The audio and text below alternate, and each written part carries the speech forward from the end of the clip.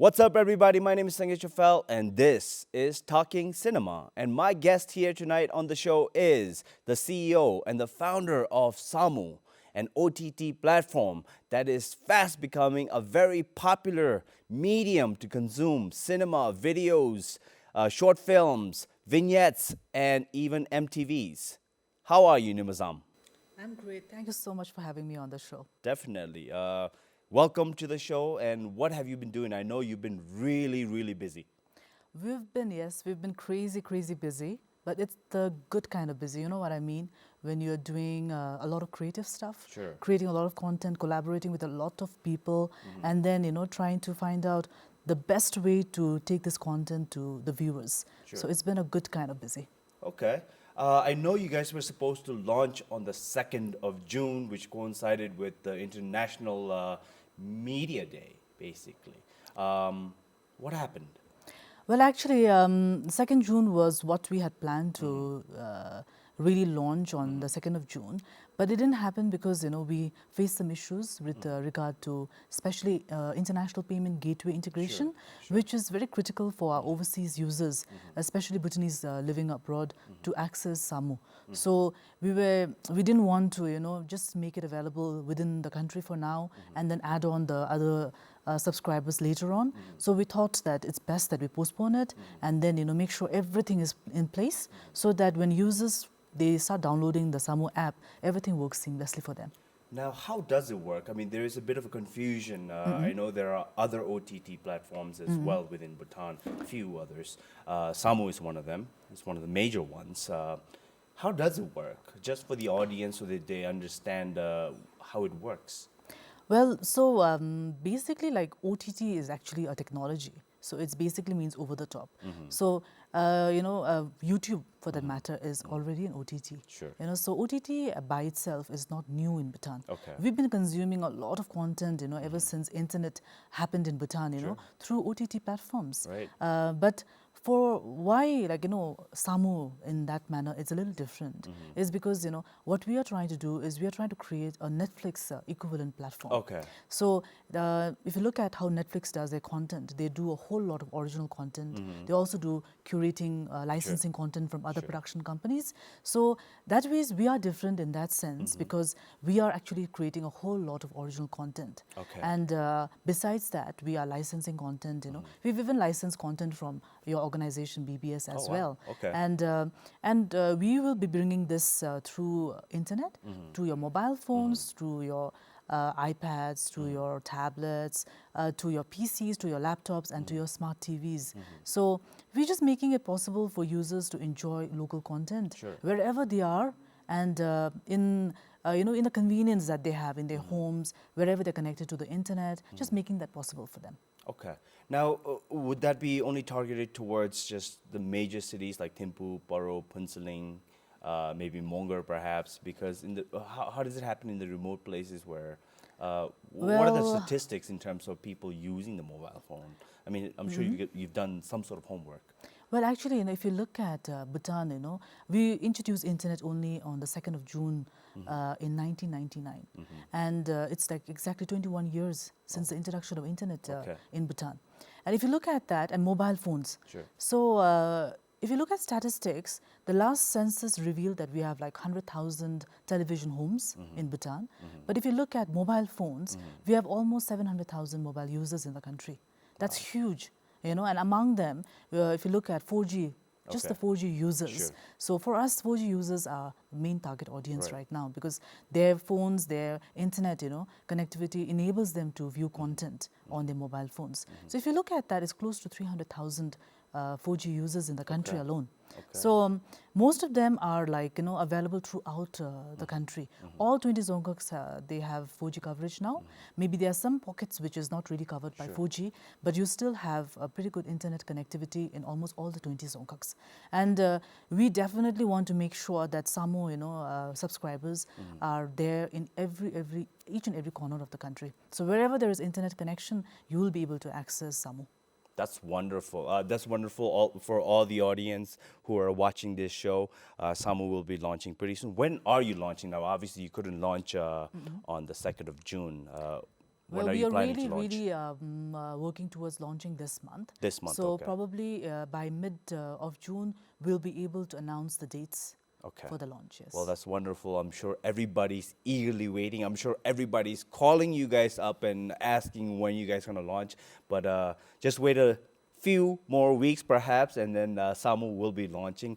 Interesting name to continue, Samu, which translates to the cloud. Yes. And especially with the internet being in the cloud. Very interesting. How did you guys come up with the name? Was it because related to that cloud essence of it, the internet? Yes, it was. I think for us, like we wanted a name which was very catchy, Okay. which would stay like in terms of branding. Also, it was very easy to brand, and then something that is a very like Bhutanese again.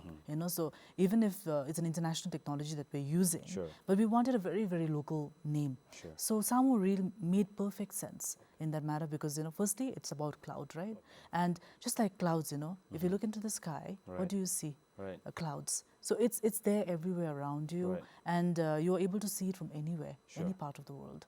So that's the reason why we went with Samu, and also like even spiritually also, even in the Buddhist context, there is a lot of significance of clouds.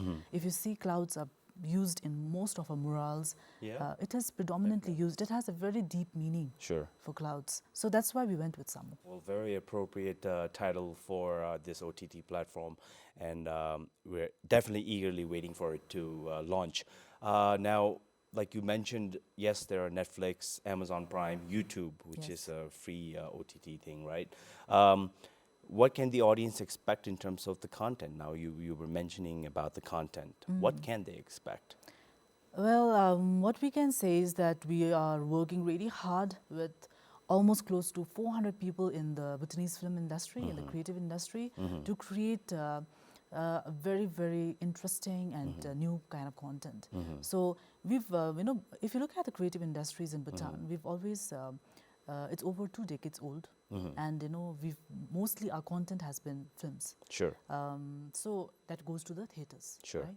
And most of this content, again, is heavily inspired by what's happening around us, very close in the region. That's right. And what we want to do is we want to, like check or push people to think beyond, what they have been doing now. Okay. So our content is definitely very user-focused content. So we're trying to look at what kind of content people like. Now, Okay. if you look at Bhutan, the majority of mobile users in the country are young people. Yes, they What are. do young people like? So if you look at it, they like music, they love music. Secondly, they really want quality content, good stories. And you pretty much signed up most of the popular musicians that is are out true. there here We are right now. working with quite a lot of musicians. That's as well. wonderful. And so we are trying to do something very new also in Okay. Bhutan in terms of like we've seen like how Korean dramas are really popular in Bhutan. Sure. So we are creating our own B dramas. Chasing Star, Yes. which is similar to that Yes, K-drama. So it is a romance drama. Okay. So it's one of the first romance drama series from Bhutan. And even when we just posted, just the poster alone, Sure. it was a big hit. We got inquiries from a whole lot of people. Our Facebook followings increased overnight. So there seems to be a lot of interest in Sure. romance drama series. Sure.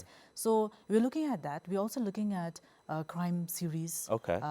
Like series which are very much, from Bhutan, which has a Bhutanese flavor Sure. and Bhutanese story, Sure. everything in it, But at the same time, targeting audiences not just in Bhutan, but audiences beyond Bhutan. Sure. So that's And in also a lot the of kind of ways, content we're looking that's at. how one of the ways you could promote Bhutan.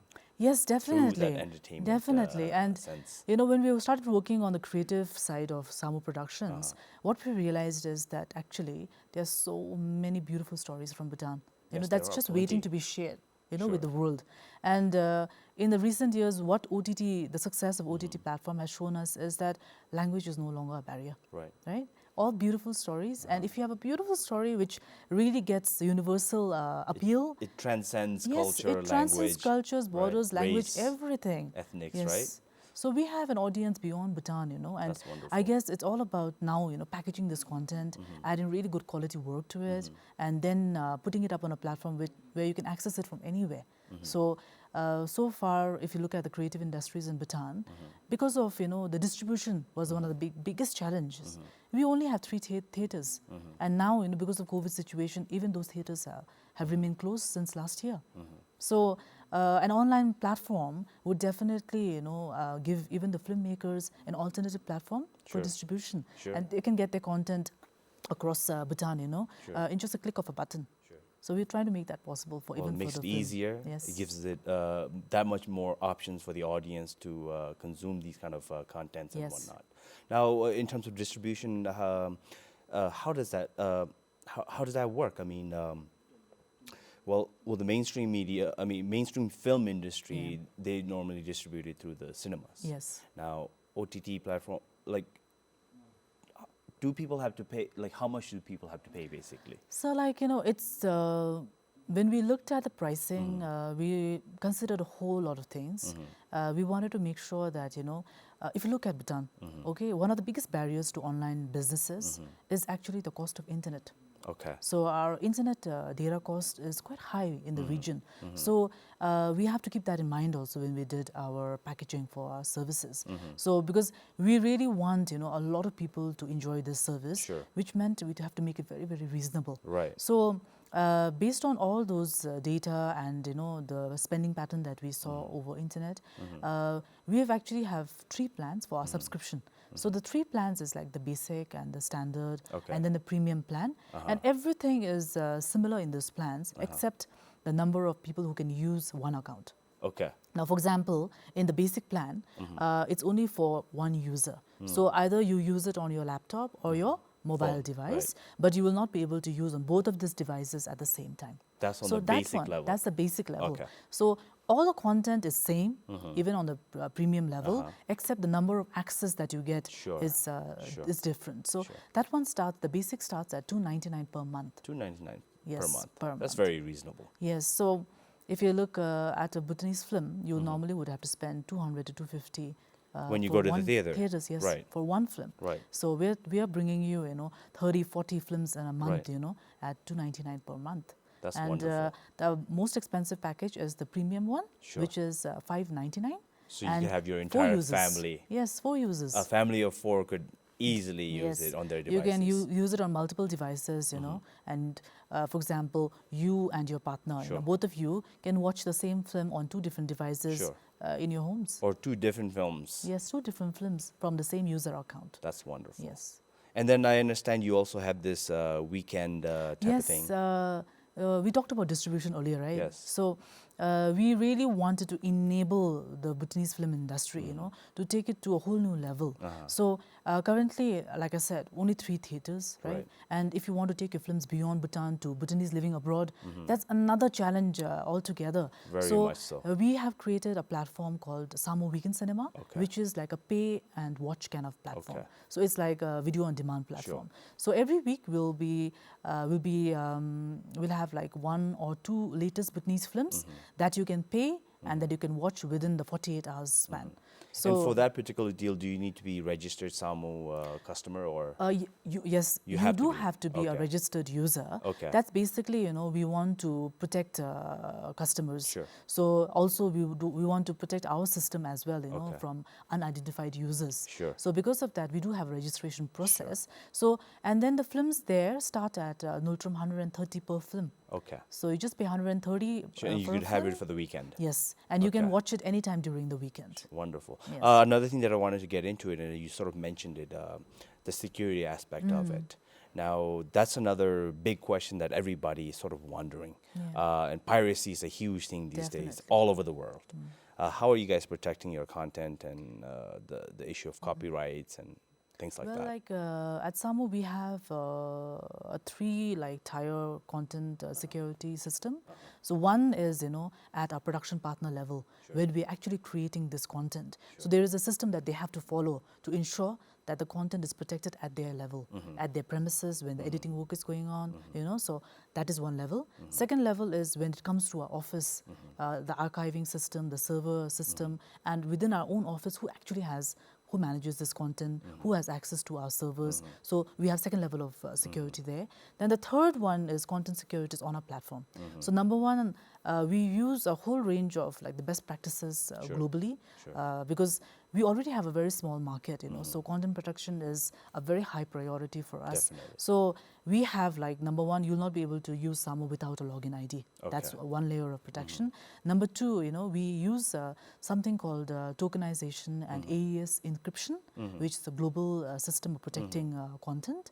And number three, we also use like DRM, which is a very, again, you know, multiple like DRM security features. Okay. And we also have something called what do you call that, forensic watermarking. So which means even after putting all the system in place, Right. if certain content, you know, is leaked, for example, let's say you are watching Sure. Samo, Sure. and from your system, somebody, with a camera, they are Records it. recording this, Okay. right? So they're recording this.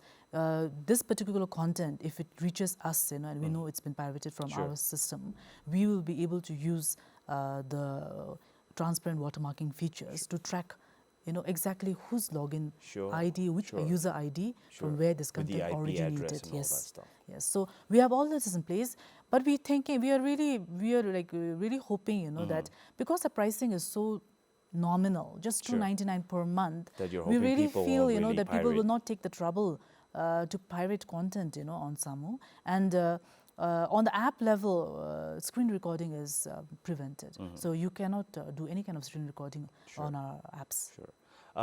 It's funny that you mentioned that, but there's this, and I've talked about this particular concept with another guest who came to my show. There's this concept, or maybe this habit of us Bhutanese wanting content for free, That is true. be it music or short films or films. So that's relevant within this particular conversation. What's your take on that? I And then think, how you do know, you think that's going to very, affect your very, Samo for platform? a very long time, because, you know, people have got content for free, you know. So, for example, in Bhutan, BBS is one of the biggest content producers, and the content from BBS is available for free. That's right. You know, and now BBS even streams content Right. through Facebook. So we kind of got used to watching content for free, and then only the things that we are willing to pay for is films Right. in the theaters. Right. And so what we felt is, if we really want people to pay for the service, the content also has to be equally good enough. You know, so people are willing to pay only if they enjoy that content, and there is like, it's a premium content, Sure. and there is more value of that content, Sure. and that particular content is not available anywhere else. It's only exclusive, then it's right. exclusive. Sure. Only then they are interested to Sure. pay for content. You know, so what we really hope is, in the last few months, based on the number of messages we've been receiving, comments we've been receiving on Facebook and Instagram, we do see that, you know, people are actually really hungry for content. Sure. You know, they're really looking forward to interesting content, you know. So people's And mindset are yes, changing. Yes, They it is are changing. valuing these type of content. Definitely. Okay. And, you know, I think the pandemic situation also has made it like, if you look at, I don't really have like clear statistics, but, you know, just a discussion with some of my friends, and most of them that we used to get content, we also used to get Hollywood content, you know, pirated content That's right. from video parlors That's in the right. town, or from our friends, you know.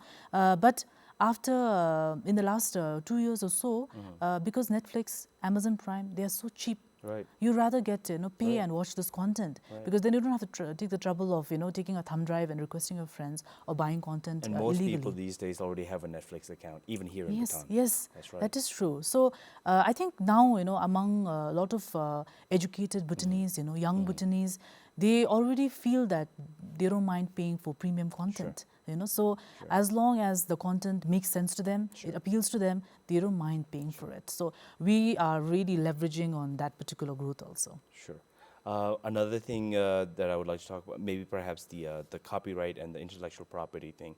I know here in Bhutan, we're starting with, they've started already having meetings and talking about these kind of things. What's your take on that? Perhaps do they need to make it a stringent thing in order for people to sort of really follow this and protect your content, protect your intellectual property?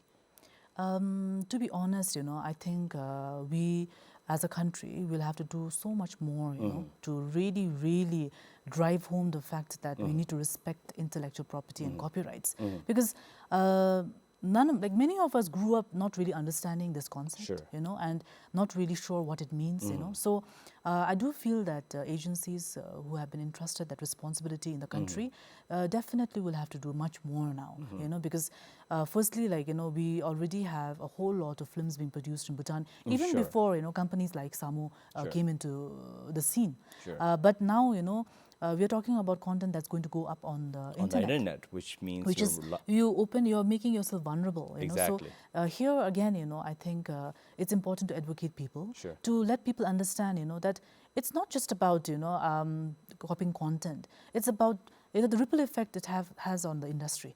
So when you copy a content, you're taking away an opportunity that has been created for this content, to go out to a whole lot of people and support employment Sure. in the creative industries. Sure. So I guess that has to be really driven home. Definitely. And I think, for now, people just don't really get it.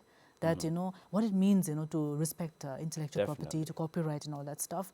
And it has to be, again, both ways, I feel, So while audiences also respect intellectual property, even content creators, They need to respect. we have to Exactly. respect intellectual property as well.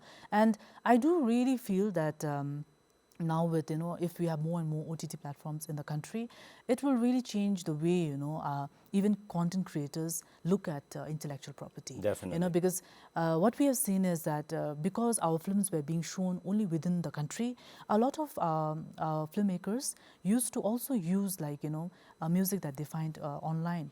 Which I was going to get to, yes, definitely. For background score.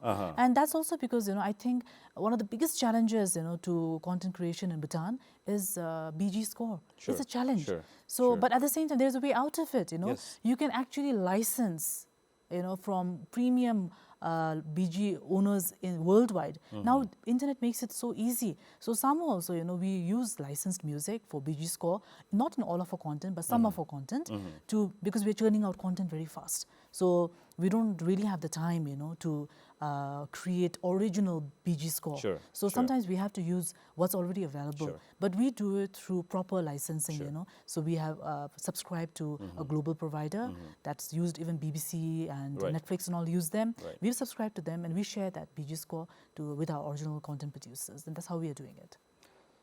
Wow. And just to add on to that, I think these type of copyright and intellectual property rules and respecting it sort of encourages even the creators to be original, That's true. and which in turn is a good thing in the end. But leaving the serious side of the topic aside, let's talk about the types of contents that are there in SAMU, because I think everybody's sort of excited about that. You guys are really busy. There's so many. How many projects are you guys working at this moment? Currently, we have 26 original productions Wow. ongoing. And these, they are feature films. Then we have series. So we currently have 2 series under production. One series that is in the pre-production stage. And then we have around 10 to 12 music videos being produced. We recently wrapped up a pilot episode of a sketch comedy. We'll be doing more of it. So Let's talk about that, because The that was sketch one thing that I comedy. was really interested in, the sketch comedy.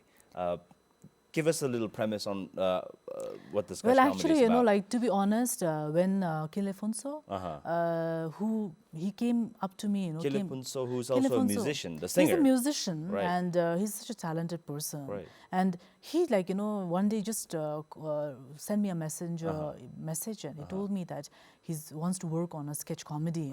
When he shared to me about sketch comedy, to be honest, I didn't know what sketch comedy Sure. meant. Sure. I personally, I might have seen it, but I didn't know that was called sketch comedy.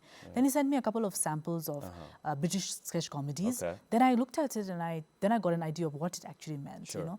And then we had a couple of meetings where he pitched some ideas. Then we looked at it, and it was very interesting.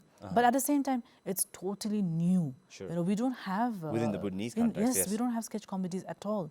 And but they were so passionate, and they had really worked hard at the ideas, the concepts, the sketches.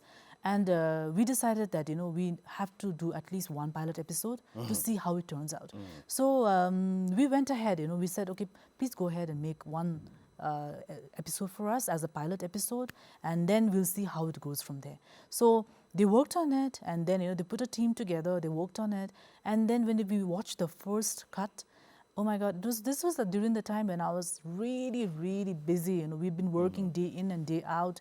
We were working very late, and this 30 minutes, I was able to forget everything. It was that funny. It was that funny. We had such a good time watching that first 30 minutes of first cut. Is this something similar to SNL? Whose Line Is It Anyways? That type of show. No, it is a little different than that. So we have it's like, very theatrical comedy shows. So every sketches is enacted by a group of people. So you have certain really, really funny scenarios. But of course, for comedy purposes, those scenarios are exaggerated, right? So, but the entire packaging that they have done, how they bring all the characters together. So you have 4 or 5 cast who play different roles in each of these sketches. So I guess just explaining this right now, would not make sense. You'll have to watch it. You have you'll to have to visually watch yes. it, right? Yes. Well, ladies and gentlemen, do check it out when SAMU does launch. What's the title? Gedrubi. Gedrubi. Yeah. It's Gedrubi. just, I'm joking. Yeah. There you go. So that's one of the upcoming sketch comedy series that SAMU will be featuring as they launch. So do keep an eye out for it. Tell me more about some other contents that SAMU is engaged in. I can talk to you about our feature films. Sure. So, at the feature films that we are doing in SAMU is a little different than the films that probably a lot of Bhutanese filmmakers or film, people, Sure. enthusiasts are used to. Sure. So, firstly, we've let the directors decide whether they really want songs in the films. Okay. So, it's not necessary for our Okay. feature films to have songs in it. Sure. So that's one thing that we've changed totally. So it That's all depends. Yes. Well, that's a scary moment, isn't it? I It mean, in is. terms of now reaching to the audience, because our audience is so used to having songs within the film, that Bollywood style of filmmaking Yeah. that we are so used to, especially the majority of our audience. Obviously, maybe there are some audience out there who are more inclined to the art films and whatnot. They're Yeah. used to that kind of thing. But that's leaping leaping from that boundary of that, Yes. basically. I think, we just wanted to move out of our comfort Sure, zone, sure. And what we realized is even the filmmakers, they wanted to move out of that comfort zone. Okay. It was just that, because just they had to couldn't do find it a on way. theaters, Right. they felt they had to do this. Okay. They had to put songs in Right. the films, So one thing is that we've just let that be. If Okay. you need it, if you really, really need it, then we have maximum 2 songs. And that also is to probably add on to what's happening in the film, So until unless it's absolutely required, we don't really have songs in our feature films. So, for example, I can share with you the film The Lottery, which is Sure. which is directed by Kama Jerry. Sure. That particular film, it's different in so many ways. Sure. Number one, we don't have anything like the typical hero-heroine setup Okay. in the film. Okay. It's a very character-driven Character-driven. story. Wow. So we have Phuba Chanle, who is the Okay. lead character in the film. And they just didn't seem room to have any songs in that film. Sure. So we don't have any that's in the film. So if you look at Kama Jerry, he is not just a director. He's a He's also a choreographer. choreographer. For Yeah. him, not to have any songs in the Songs film. or dances Yes. within the. Wow. So that's- it's a totally different film for him as well, And this particular pitch actually came from him. from Karmajeri Yes, from himself. Karmajeri himself. So this just goes to show that there are filmmakers within the mainstream film industry Yes. wanting to leap out of that That's true. stuck formula that people are so used to. Even the creators themselves, they want to get out of it. Yes. So, and we enjoyed the first cut of Lottery. It was really, really good, and we really hope that the viewers also will see the difference. Sure. Because sometimes I feel like when you're watching mainstream films, especially Bollywood and Bhutanese films, I feel like the songs, kind of interrupt the entire flow of the story. Sure. So it makes sense only if it's really required. Okay. So in our film, we have another film so even when it comes to film, we're doing a whole different kind of film. So comedy, we're doing family drama, we're doing romance. Okay. So we wanted to see what kind of audiences would like what kind of content. So in the first, when we launch, I think it's all about for us also to learn, Okay. what does Bhutanese audience want. Sure. So our backend analytics will help us, to tell us which kind of content is doing well, which kind of content is not really doing well, and that will help us plan content. So I'm sure that will happen once you launch. Within a month or two, you will Yes. get that statistics or the numbers of what Definitely. people really do want to watch. One thing I want to ask, I'm a huge horror fan. Would you be making any horror series or movies or perhaps Yes. shorts? Yes, within definitely, definitely. And we have so many horror stories in Bhutan. Every village will have their own original horror stories. So we definitely want to make horror films in Bhutan, horror series also. In fact, we've been reviewing some proposals for the last 2 months or so. But what again, we want to do again things a little differently. Okay. We don't want to make horror films which are creepy and not really nice to look at. We want to play with people's senses. Okay, so more of a psychological type Yes, of yeah. horror than. Not I'm the like- type that really love gore and that really creepy type of thing. Yeah. So I guess I'm gonna have to wait a little bit longer in order for that to Probably come yes, out, because right? I That think type of film too. if you have to use a lot of VFX, to create that kind of feelings or that kind of look to a horror film, our VFX quality has to be a certain quality, certain standard, and to reach that kind of VFX standard, it means a lot of investments. Sure, So currently we're just starting out, So again, that was the reason, where we're being a little mindful about the kind of horror films that we want to do, because we don't want to just do it for the heck of doing it, right? We want to do it well. Right. So, but definitely, horror is big time on our mind, and we want to bring some really interesting horror films from Bhutan. But can't what wait we for know it. is there are already some horror films that has been made, which is yet to release on the theaters. Right. So these films will probably be released on Samu Weekend Cinema. Oh, that's wonderful. So even if That's it's not wonderful. original, we will definitely have horror films definitely. made by other filmmakers on Samu. Sure. One thing I want to ask is now, obviously, Samu does hold the ultimate right in terms of what type of content goes into Samu.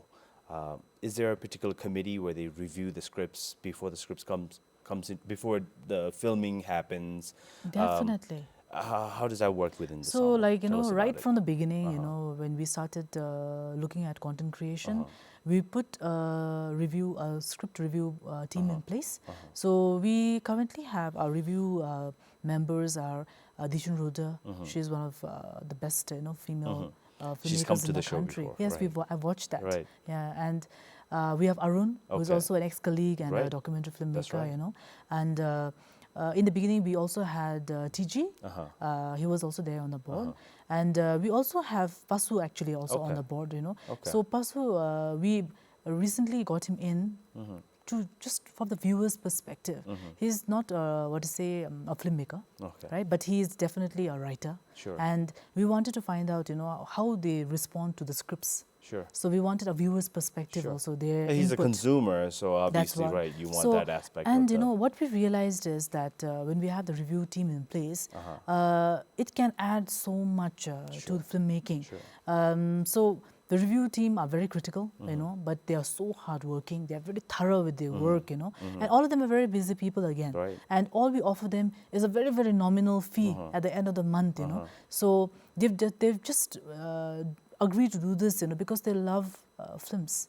They believe in filmmaking, and they really want to improve the quality of films in Bhutan. So we get asked a lot of questions that why don't we have any review members from the commercial films? Sure. But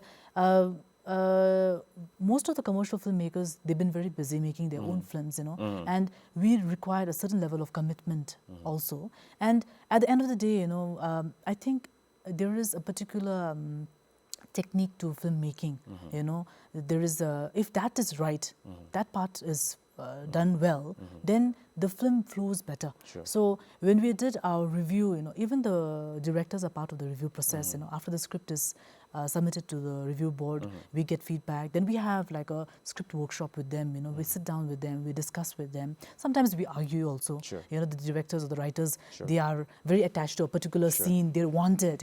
This is healthy arguments. Yes, Right. very healthy. And then the feedback we have received so far is from the filmmakers is that this process has actually really helped them. Sure. Because earlier, all they did was wrote the script, it goes to the director, the film is made. You know? Right. Now we are doing things a lot more differently. You know? Sure. So that is also So a added, lot of I think. pre-production work before the production Yes. actually happens, Yes. because Yeah. I mean, people tend to waste a lot of money by not really working on the paper, right? That is true. And like even casting, you know, Sure. we do a lot of discussion Sure. around casting. Sure. So To fit the To fit the character, right. characters. Yeah. Okay. So we look at who is going to be the best fit. Sure. And at the pre-production level, if it is something like Samu, has the concept is Samu Sure. concept, the scripting is already done in-house by Uh-huh. Samu team, then we look at the best directors to match these Sure. projects. That's also Sure. what we do at Samu. That's wonderful.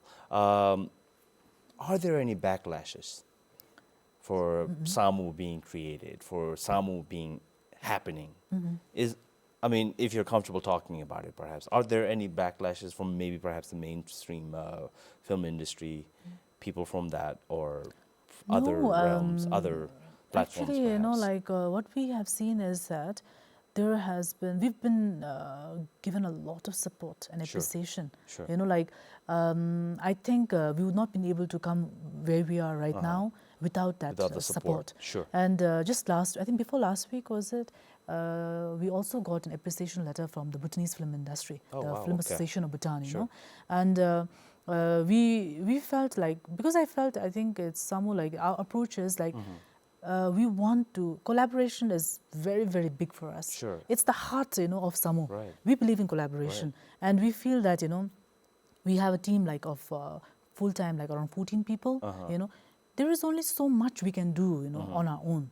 But there is so much more we can do together. Sure. We believe that, you know, Sure. and we've been really working towards that also. Sure. So we open our doors to, you know, interesting concepts Sure. and to people, young people as well, you know. So I think that has been recognized by people in the creative industry, and we've been getting a whole lot of support. You know, there are Wonderful. people walking into our office and just telling us, you know, just sharing with us what they feel and how they feel about Samu and how they want to support Samu. So, so far, you know, we've been blessed that ways. That's wonderful. Let's talk about, perhaps maybe this isn't uncomfortable, because when you have to talk about the money part of anything, it's quite uncomfortable and weird. How is Samu planning to sustain? Well, obviously, Samu is competing with the likes of Netflix, Amazon Prime, which has massive amount of content, and the biggest out of them all, which is a free platform, is YouTube, obviously. How are you expecting to sustain in terms of your in terms of monetary budget, future projects, and things like that? Well, for us, like, you know, like I shared with you, like for an OTT platform, you know, to be successful, you have, I think, three main things. Sure. Number one is, you know, the technical Sure. platform, you know, how user-friendly is the Sure. platform, the user experience on that Sure. platform has to be high, you know. So right from the beginning, we realized that if you want to provide viewers who are already used to Netflix Right. and Amazon Prime, you know, Bhutanese version of that kind of same platform, we have to offer them international standard platform. So that was what, you know, in the beginning itself, we worked towards that. So we want users to have high user experience on our Sure. platform. It has to be equal to any of the international platforms. So we really worked hard at that one. Number two, you know, content. So when it comes to content, you know, of course, like you shared with us, Netflix is there, Amazon Prime is there, right? And we have YouTube as well. But what's not there is local content, Sure. Content from Bhutan, you know. Sure. So we want to focus on very niche programming, sure. niche Create your own audiences, niche, create, right, yeah, our okay. own niche market, Okay. you know. So we don't want to, like, you know, I get asked like, would you have foreign content on your Samu platform? Yeah. And we're saying like, no, like, you know, maybe in the future, if you're doing co-productions, maybe we'll have it, you know. Okay. But for us, the focus is we want to do Bhutanese local content, you know, so that's very clear for us. We feel, and then, you know, number three is the variety that we are able to provide. Now, for example, you know, if we are an OTT platform who's doing all the in-house programming ourselves, which means, you know, we have a team like BBS, like a setup of BBS, you know, where everything is being done, produced internally, in-house. I feel like, you know, that ways, sometimes, you know, we'll not be able to provide variety. Okay. right? Because everybody will have like their own approach, their own style. So currently we're working with 10, 15 directors. Everybody, they have their own approach to filmmaking. sure. Some of them like linear storytelling. Sure. Some of them don't like it. Right. They have their own They have their own styles, style, right. and that means we can provide a variety. Sure. So Netflix, Amazon Prime, right, YouTube and all, what do we get there? We get variety. Varieties. Yeah, right. So we're trying to get all these three things right. But like, what will really make Samu sustainable is, if we have users actually using our service, That's That- what I that was is- trying to get yeah. into, because I mean, if you look at our population, I mean, it was 700,000, maybe 800,000, Yeah, right? yeah. Out of that, most of Well, the users, yeah. internet-based users, are young people. So we could already eliminate about another 300,000 or 400,000 that's not using it. Yes. So I'm sure you've done some sort of calculation in order to sustain for a long time. Yeah. Is that the reason why you're targeting also the international market as well? Yes, so like, we know that, the user base in Bhutan is Sure. quite limited. Sure. And already we have barriers because of cost of internet, Right. right? So maybe in the next 2 years or 3 years, once the internet cost comes really down, the number of users in Bhutan would also increase. Sure. So, but we do see that internet would pose quite a barrier Right. for OTT platforms like us. But there are a huge number of Bhutanese audiences outside Bhutan who don't have issues related to internet, Sure. and Right. they like, are looking forward to Bhutanese content because they cannot access that at all. That's Are you one. specifically just targeting Bhutanese who are outside, or even just international, like for? If you look at, okay, fine. If you look at, like market segmentation, our primary market segment is Bhutanese living in Bhutan and living abroad. Abroad. And then the secondary audiences Sure. is people with interest in Bhutan. Sure. So we have like, expatriate community Sure. who are connected to Bhutan. Sure. We have people who are interested to travel to Bhutan, right? And then we have people like, in Tawang, Himachal, the Tibetan community in Sikkim, who enjoy Bhutanese content. right. If you look at Sikkim actually, you have Sikkimese watching BBS, and BBS does not even come with subtitles, and yet they're watching it. That's true. Yeah. I had one of my Najin Express episode. A person from Sikkim had watched it. It was quite surprising for me. Yes. So we do feel, that beyond Bhutan also there is a market for Bhutanese content. But I think long term, like, we really are not competing with Netflix and Amazon Prime, We are But not that's what there. it seems Yeah, like, yeah. like especially because in the end, it's the customer who's choosing to watch which content they want to watch. Definitely. And since the customer is choosing, they have the choice of either choosing Netflix, Amazon Prime, Samu, Yeah. or any other OTT platforms. Like when we did our research, we looked at a lot of case studies, Sure. and then in the last 3 years, what in the OTT platform also, Sure. what is changing is regional OTTs are doing better. Okay, what does that mean? Regional OTTs means OTTs who are doing content in their own language. Okay. India is one of the biggest market, Sure. and Netflix came to India, but they had a lot of competition from regional networks. Sure. So they really had to bring their pricing really, really low Sure. in order to gain a foothold Sure. in India. Sure. Even that was not enough. What happened then?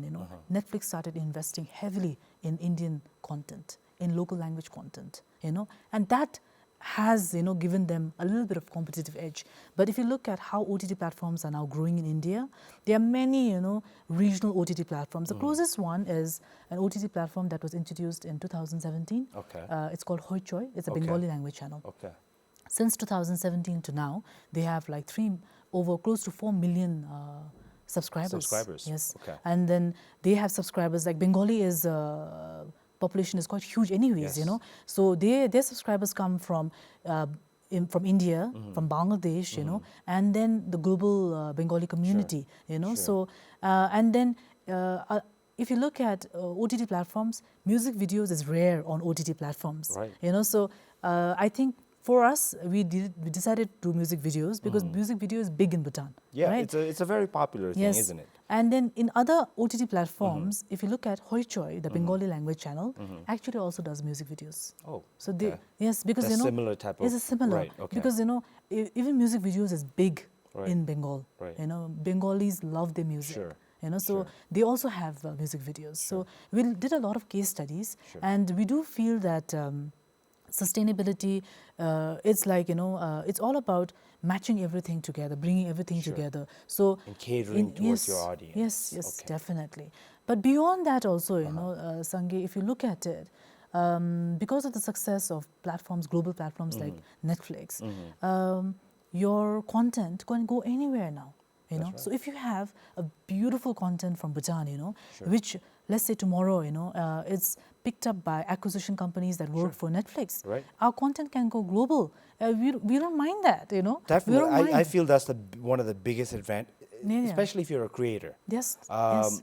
You could be a filmmaker and your work might not see the day of light internationally, but Yes. this changes that entire perspective, doesn't it? Yes, you know, like recently, Arun's film, The Last Guardian, it's came on Amazon Prime. Right. You know, it's probably Yes. one of the first films, documentary films that's on a global platform. That's right. Right, and I guess, you know, there's a lot of opportunities like that. You know, and for Bhutanese filmmakers, to be honest, you know, for them it's all been about the art. It's Right. never been about the money. Right. So we have filmmakers like Dichun Roda, we have filmmakers like, you know, TG, Arun and all, who have made beautiful films, but have they really made money from these films?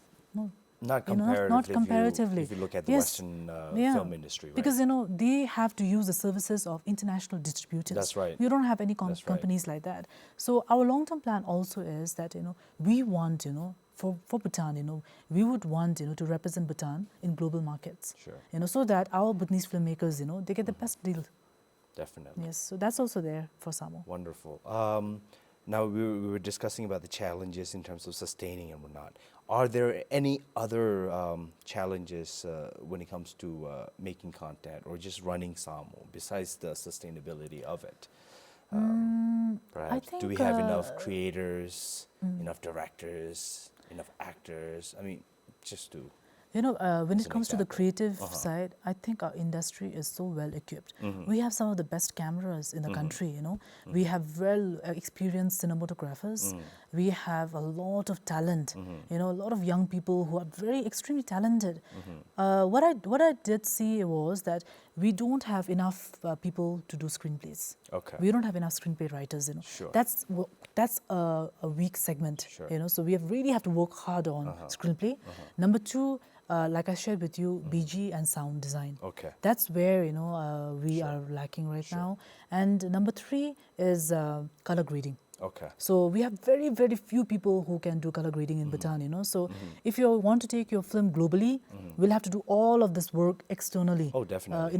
With an international company. Definitely. So while it's right now it's one of the challenges, but I also think it also means an opportunity for the Yes. industry, you know. Yes. So if people are smart enough, you know, they would see this as an Right. opportunity. You know, we already have a studio, a new wave sound design studio, who came up to Samo recently and shared with us that because we are doing so many content, they actually wanted to partner with us and they wanted to expand their current studio Sure. to make it into a world-class, you know, sound design studio. Wow. They want to invest, you know, into sound designing equipment, Dolby, digital Dolby sound. So you it's know. already happening. Yes, it's The happening. ball is already rolling. That's true, and all this kind of things, you know, it just makes us at Samo, like, we just feel that, you know, we're doing the right thing, you know, and we feel that while Samo is there, with Samo, you know, we're creating an ecosystem by itself. Sure, So sure. we'll have probably, you know, in next few months, you know, we'll have a talent management company coming up, you know, who's going to manage talent, because right now, if you want a certain kind of character for a certain film, you know, Sure. you just have to go through hundreds of Instagram profiles. Sure. And again, you don't know them whether Right. they fit. You just have to guesstimate and see, okay, Yes. well, that person looks like he's going to fit the character, Yeah. or let's just try it once. Yeah. So there is a lot of opportunities now. Okay. You know, we have scripting. We're already hiring people for screenplay writing. You know, we've discovered that there are young people very talented who never had that opportunity. They just need a little bit of guidance and grooming, Sure. and they can really do wonders. Sure. You know, they're very hardworking.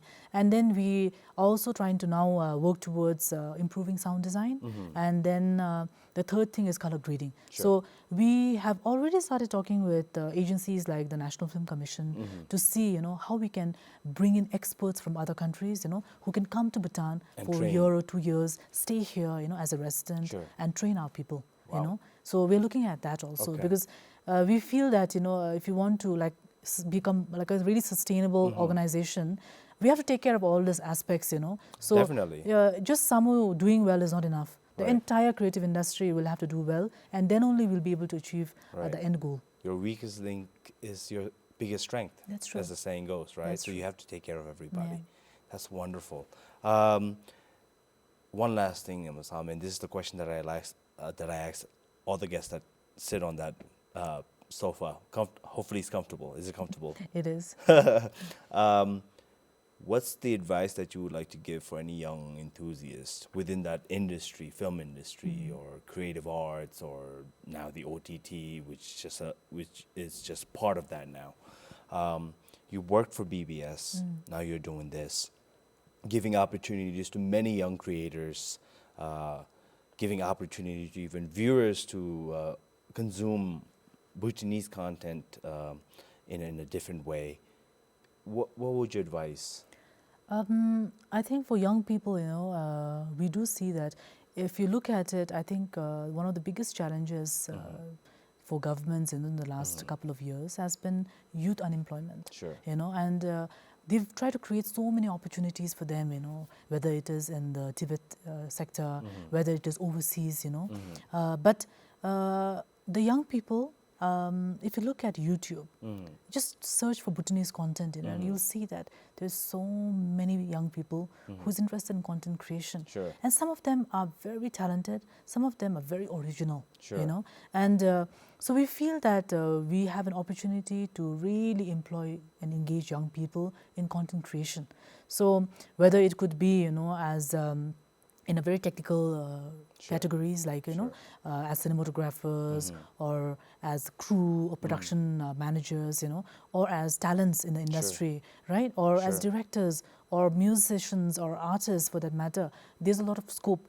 So, but they have to be willing to work hard at it. Sure. So Nothing comes Nothing easy, comes right? easy, and the best way to learn is to work with people in the industry. Right. So I guess like with young people, sometimes what I feel is they are overconfident. Okay. They Okay. feel that they know already so much, Okay. and there is nothing more to learn. Okay.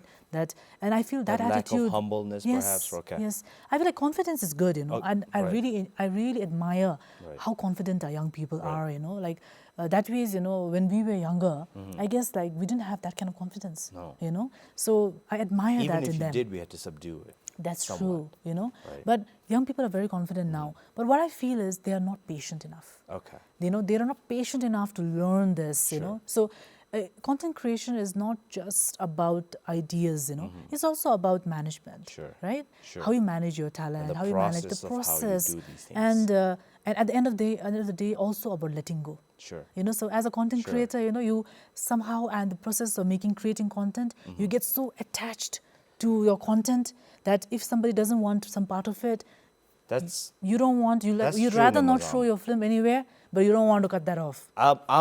it's the hardest part for me as Yeah. well, especially when you're filming something and you have a beautiful scene, but it doesn't fit into the story of what you're doing. And especially when you're editing, it's one of the saddest moment for me, Nimazam. I mean, and I'm Yeah. sure there are editors and cinematographers, creators that are out there who know what I mean.